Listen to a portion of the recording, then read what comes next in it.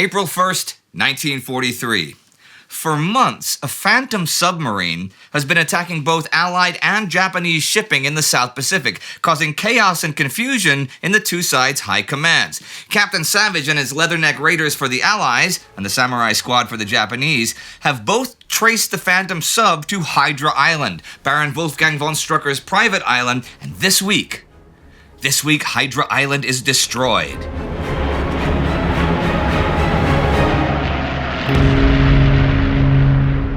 I'm Indy Neidell. Welcome to a World War II extra regular weekly episode. Lot to cover this week, and I can't fit it all in on Saturday. Already last fall, Strucker relocated to Hydra Island. You may remember, in the early days of the war, Strucker's activity in Europe working with Adolf Hitler and the Nazi government, and serving as wing commander of the Death's Head Squadron, personally appointed to that position by Hitler himself. We saw him involved in politics as far away as Madripoor, and of course, his major fighting activity in the field in Latveria, once Barbarossa, the invasion of the Soviet Union, began, which led to the discovery of his subversive anti-Soviet activity there before the invasion. But Strucker suffered a series of setbacks, failures, in late 1941 and early 1942, being defeated several times by Sergeant Fury and his Howling Commandos. Strucker did manage to defeat Fury in single combat with wooden swords, which was a PR coup for the Axis, but it then turned out he had drugged Fury before the fight, which the Axis media did not report, but which the Allies did. So it turned out to be a PR coup for everyone, which Hitler did not appreciate it.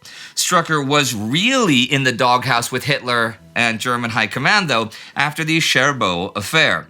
Hitler had sent him to France to liquidate the resistance organization in that town, or failing that, to destroy the town itself. Strucker succeeded in rounding up the resistance and sending them to Sobibor, the death camp, but Fury's commandos managed to derail the train and set the entire resistance free. This was not exactly Strucker's fault. But Hitler didn't see it that way and ordered Strucker to destroy Cherbourg, and he planted his explosives. But Fury also planted explosives threatening Strucker, and suddenly it was one big stalemate. So, defying Hitler's orders, Strucker allowed the people of the town to escape in exchange for another fight with Fury. Long story short, town is destroyed, people escape, Fury loses Strucker in the chaos, and Hitler orders Strucker's death. How the mighty have fallen, right? But this is where the Red Skull got involved with Strucker. It was he who sent Strucker to Japan last year. You may wonder why he would do such a thing, since Hitler wants Strucker dead, and the Red Skull is Hitler's right-hand man. But the recently declassified Marvel papers provide a pretty good insight for future generations as to what was going on in the Skull's head. See, it turns out that the Red Skull, Johann Schmidt, to give him his name, is not happy being Hitler's or anyone's subordinate. Sure, he is, and has been, for most of the Nazi government's regime, one of its most fervent and most vocal ideological proponents, but he still wants to be the man in charge of reaching that ideology's goals. Hitler might be starting to realize this by 1943, although, as we've seen, he's given Schmidt a free hand for pretty much the entire war, and Schmidt has been with the spearheads of the Wehrmacht in Poland, Norway, France, Yugoslavia, Greece, and the Soviet Union, and by now, not only has secret bases all over the world, financed by Hitler, he even has his own private wolf pack of U-boats, financed by Hitler. We've seen that Schmidt is especially interested in high-tech and experimental weaponry, and his work with the Nullitron plans was a scary moment for pretty much all of humanity. But like Strucker, he has many times been foiled in his plans, most often by Captain America and Bucky Barnes. Unlike Strucker, however, he is still in the Führer's good graces, or at least he was last year. Since then, several high-ranking Nazis have been murdered or have disappeared, and while I do not know if this was orchestrated by Schmidt, it is fairly obvious from service reports that it is at least a suspicion in the minds of Hitler and the German High Command. That suspicion may have turned to fear in late January when Schmidt gave his speech during the 10-year anniversary of Hitler's rise to power.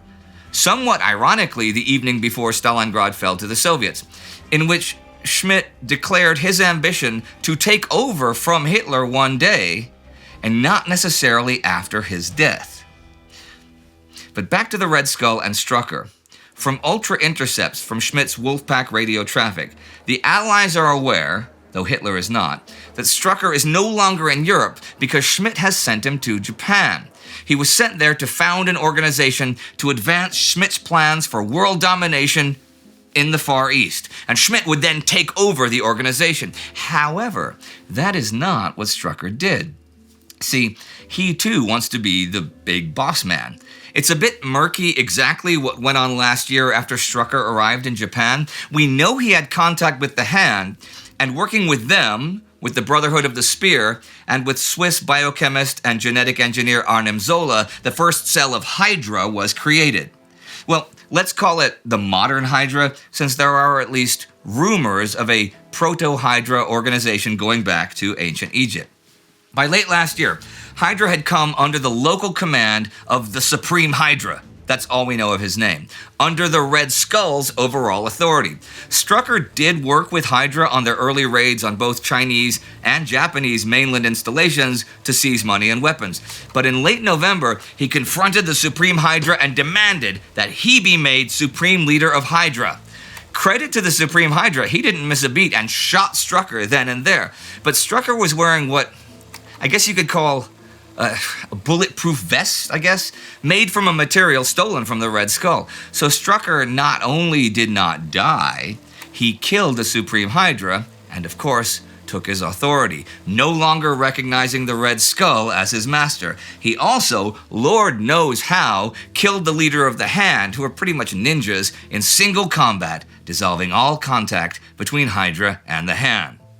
And for the past 4 months, Strucker and Hydra have been operating out of Hydra Island, which is like 800 kilometers north of Darwin, Australia. It is a very well-defended headquarters. Other than the Hydra foot soldiers, it's booby-trapped all over. There are landmines, hidden pits, poison darts that shoot out at unwary trespassers, you name it. But of course, the phantom submarine activity cannot go undetected forever, and the Japanese have sent the Samurai Squad and the Allies, the Leatherneck Raiders, to find and neutralize it.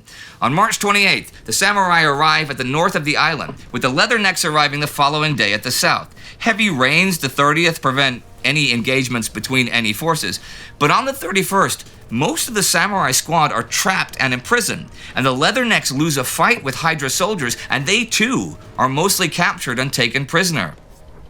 Captain Savage, leading the Leathernecks, and Sergeant Morita, leading the Samurai Squad, both managed to evade capture, and despite being on enemy sides of the war, link up and create a plan to free their comrades. The plan goes into action this morning, April 1st, as the sun rises and the two leaders free their men.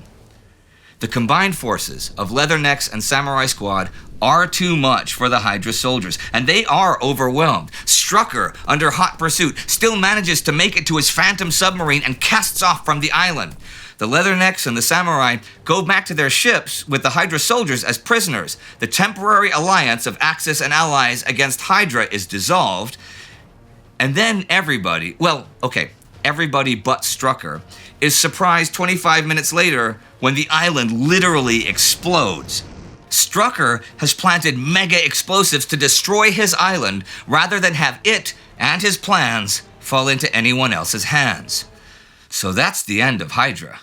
Well, likely not. For surely, much as the mythical beast it takes its name from, the organization will spring to life again. Cut off one head and two more shall take its place, right? But with the island destroyed, and most of the Hydra soldiers in captivity, it will take many months, if not years, to recover. And perhaps by that time, this war will finally be over, and the United Nations of the world can stamp out Hydra for good. As for Strucker, he is now on his own, unwelcome in Japan, unwelcome in Europe, and with the Red Skull, no doubt after him, with all of the resources at his disposal. I do not envy Strucker's position.